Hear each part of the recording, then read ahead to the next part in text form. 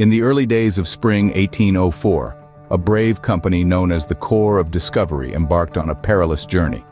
Led by Meriwether Lewis and William Clark, they sought a river passage to the Pacific Ocean.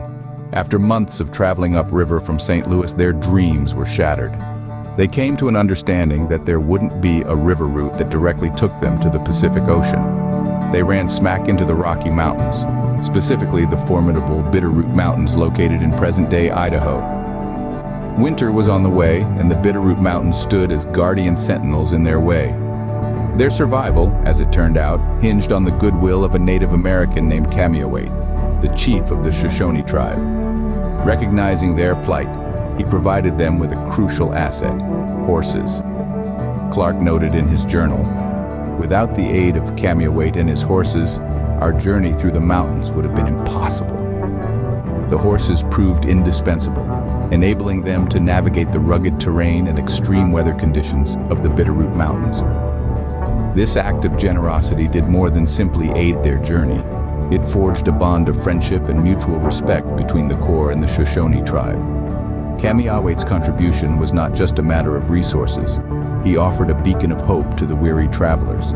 And so, with Cameawait's help, a fleet of horses at their disposal, the expedition embarked on an ordeal that the Shoshone thought crazy as winter loomed. The Bitterroot Mountains stood before them. A monstrous range of rugged terrains and unforeseen challenges awaited the Corps of Discovery. The mountains rose higher and stretched wider than any had anticipated.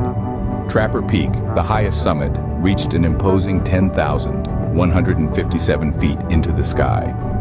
The journey was marked by hardship and struggle as early snow slowed them up and nearly killed them all.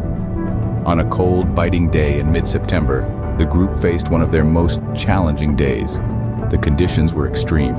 The cold was harsh and the mountains fought back. Clark described the ordeal in his journal, specifically mentioning that his feet might freeze solid in the unforgiving cold.